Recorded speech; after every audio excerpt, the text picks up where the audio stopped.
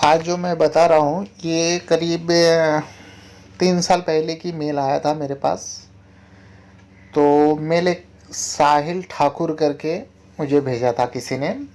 करीब 4-5 मेल आया था तो मैं वो मेल देखा। तो एक ही बात बार बार लिखा हुआ था, sir please talk to me, please talk to me. मुझे ज़्यादातर सब लोग सर ही कहते हैं क्योंकि इस चैनल का ओनर हूँ मैं। और कोई भी अगर इज्जत करता है, कोई भी अच्छा इंसान से बात करना चाहता है, अच्छा बात करना चाहता है, वो सर ही यूज़ करेगा। अब भी मैं भी सलाह दूंगा, आप भी अगर किसी को रिस्पेक्ट देना चाहते हो सर करके बताइए। ऐसा नहीं है अरे भाई ये भाई वो सब लुखा टपोरी यूज़ करते हैं। सर कहेंगे तो सामने वाले को भी अच्छा लगेगा, रिस्पेक्ट लगेगा। तो sir please talk to me, sir आप एक बार बात कर लीजिए, मेरे बहुत ज़्यादा प्रॉब्लम है, नहीं तो बहुत बड़ी मुसीबत आ जाएगी। ऐसा करके मेल में बहुत कुछ लिखा हुआ था, नीचे नंबर भी दिया हुआ था। तो मैं सबसे पहले तो मैं बता दूं, आप अगर नंबर भी डालते हो तो मैं नंबर पे कॉल कभी नहीं करूँगा जब तक मैं मेल का जवाब मेल से ना दे दूँ, आपसे कंफर्म ना हो जाऊँ जो आप हो कौन और आपका प्रॉब्लम क्या है। तभी अगर मुझे लगेगा सब कुछ पूरा करने के बाद, जो भी अपना डिटेल जानने के बाद, फिर मैं आपसे बात कर सकता हूँ या आपको मेरा नंबर दे सकता हूँ जो आप मुझसे कांटेक्ट करो। तो ऐसे ही साहिल ठाकुर करके था, तो उसने मुझे मेल किया था और काफ़ी बातचीत होने के बाद मैंने उनको बताया जो ठीक है आप मुझसे कॉल कर सकते हो, तो आप मुझे कॉल करो। तो उसने मुझे कॉल किया।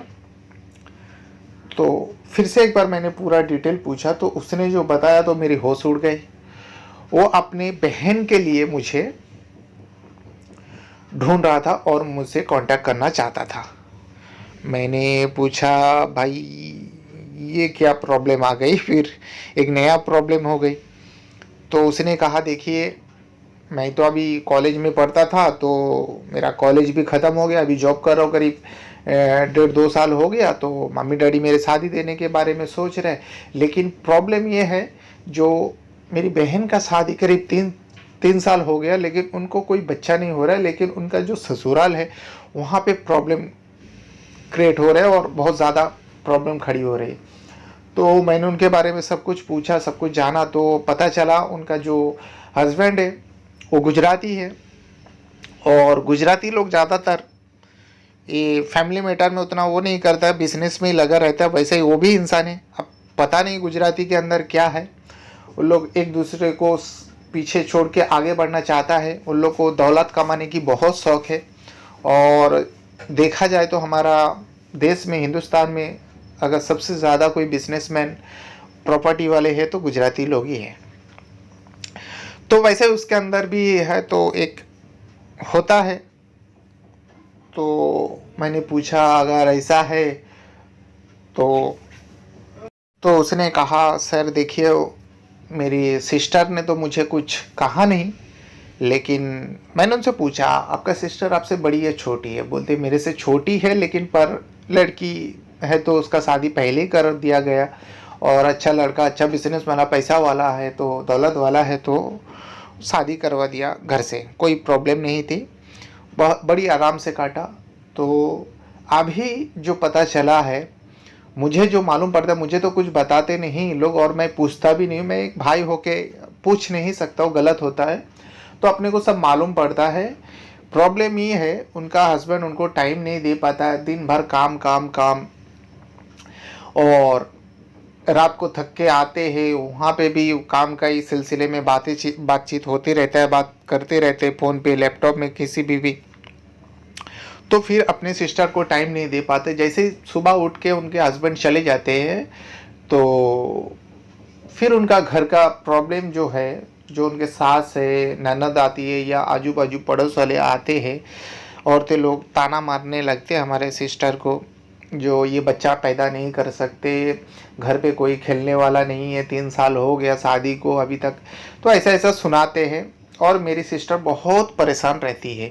और वही सारी चीज़ हमारे मम्मी को आके बताता है और मम्मी भी सुन के परेशान है। ये बात शायद पापा को भी पता चल गया, वो भी थोड़ा अपसेट रहता है, लेकिन करे तो क्या करे।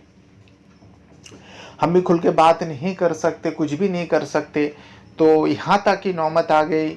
यहाँ उसको कहने लगा अगर ऐसा ही है तो उनको मायके भेज दो, वहीं पड़े रहे, यहाँ रह के क्या फ़ायदा। अगर खाना पकाने वाला ही चाहिए तो हमारे पास नौकर बहुत है। वो लोग ऐसे ऐसे ताना, हज़ारों बातें का ताना मारते हैं और पड़ोसी भी आके बहुत मज़ा लेते हैं। तो मेरे सिस्टर आहिस्ता आहिस्ता उनका चेहरा उतर गया, तो एकदम अलग दिखने लगी, अलग सोच में चले जाती है, चुप चुप रहती है। तो मुझे बहुत टेंशन हो रहा है सर, तो आप मेरे प्रॉब्लम का हाल निकाले। मैंने सारी बात सुनी। सुनने के बाद मैंने बोला देखो साहिल ठाकुर, एक बात बता दूं, उनका जो बहन थी उनका नाम है शालिनी जोशी। अब पता नहीं शालिनी जोशी, शादी के बाद सारे नेम बदल गए हो, अब जोशी भी गुजराती में होता है वो पता नहीं। तो शालिनी के बारे में बताया तो मैंने उनको साहिल को बताया देखो मेरे भाई, मैं ये कैसे कर सकता हूँ। तो उसने बोला मैं अपने सिस्टर का नंबर आपको देता हूँ, आप कैसे भी मैनेज करो।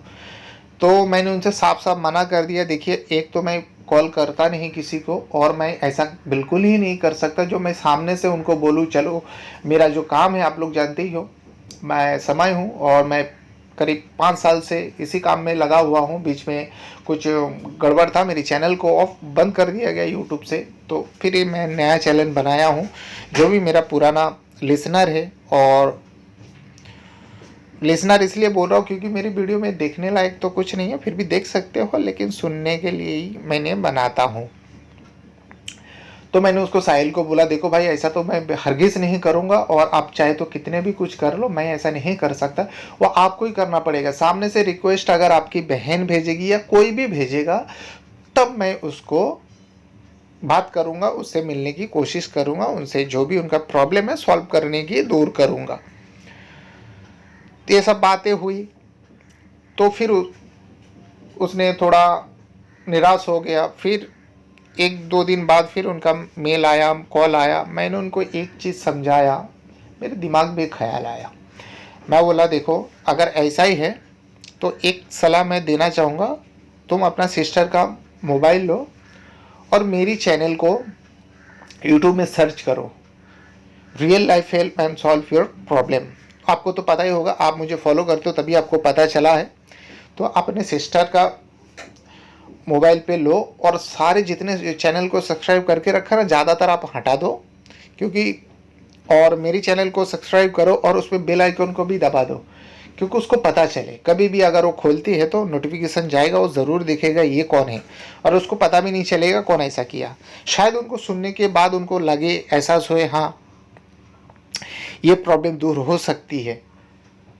तो बोलता सर गुड आइडिया सर, उसने बोला। मैं बोला ये आइडिया हमें भी दे, हमसे ही लिए भाई, आप भी थोड़ा आइडिया लगाओ तो ऐसा करो कुछ। तो बोलता ठीक है सर आज ही मैं करता हूँ, और मेरी सिस्टर ऑब्वियसली मेरे यहाँ ही हैं, तो थोड़ी देर में मैं कर देता हूँ। मैं थोड़ा घर से बाहर हूँ, पहुँच के मैं उनका सिस्टर का फ़ोन लेके आपका चैनल को सब्सक्राइब भी कर देता हूँ। और मैंने उनको ये भी बोला हो सके तो वीडियो में लाइक भी करना, क्योंकि उनको एक्टिव रहना चाहिए, मेरी वीडियो उनको सामने आना चाहिए। बोलता ठीक है सर। तो उसने ऐसे ही किया, मेरे चैनल को सब्सक्राइब कर लिया अपनी बहन का, जो शालिनी है उनके मोबाइल से। 2 दिन गया, तीसरा दिन मुझे कमेंट आया, जैसे भी वो वीडियोस पे कमेंट आती है, तो मैंने देखा शालिनी करके ही है। तो थोड़ा मेरा ख्याल आया शायद वो हो सकती है या दूसरे भी हो सकते हैं, ऐसा कुछ छोड़ दिया। फिर मुझे एक मेल आया tsama877@gmail.com, जो मेरा पिछला चैनल का ईमेल आईडी था, वो इसमें भी वही आईडी रखा, ईमेल आईडी। आपको मेरी वीडियो पे डिस्क्रिप्शन में मिल जाएगा उस ईमेल को, तो उस पर आप मुझे मेल कर सकते हो।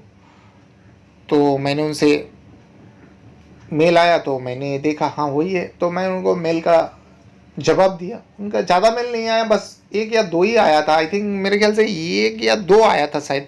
तो मैं 2 मेल देख के मैं समझ गया, क्योंकि उसके बारे में मुझे पहले से ही मालूम था।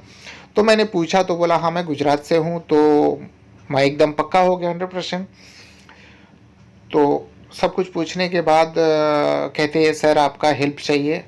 तो मैंने उनसे कहा देखिए मेरी जो चैनल है और ये मैं हेल्प के लिए ही बनाया हूँ, दूसरे के काम के लिए ही बनाया हूँ, आप बताओ क्या है नहीं है। तो उसने थोड़ा बहुत बताया तो मैं समझ गया। मैं ज़्यादा इंक्वायरी नहीं किया क्योंकि मुझे उनके बारे में पहले से ही पता था, तो इसके लिए मैं ज़्यादा इंक्वायरी नहीं किया। तो मैंने उनको ठीक है करके जो भी है मैं उनको बोल दिया, ठीक है आप टाइम निकालो, आपसे मिलना है। तो उसने कहा देखिए ससुराल में तो नहीं मिल सकता, जो मेरा मायके हैं वहाँ पे आप आ सकते हो बिंदास। तो मैं उनके मायके में जाने के लिए रेडी हो गया। तो उनको बताया आपका मायके में कोई प्रॉब्लम, बोला नहीं। तो मैंने यही बात साहिल को बताया। साहिल बहुत खुश हो गया, बोलता है सर आप बिंदास आइए, मेरे घर पे कोई नहीं रहता, पापा काम पे चले जाते, मैं भी जाता हूँ और मम्मी और सिस्टर रहती है, और मम्मी को तो मैनेज कर लेगी, वो इतना होशियार हो, कहीं भी वो भेज सकती है, तो आप दोनों अकेले ही रहोगे, प्लीज़ सर हेल्प कर दीजिए सर, नहीं तो मेरे घर बर्बाद हो जाएगा। तो मैंने उनको साहिल को कहा देखिए हेल्प तो कर दूंगा, लेकिन आगे ऊपर वाले की मर्जी है, ऊपर वाला जो चाहेंगे वही होगा।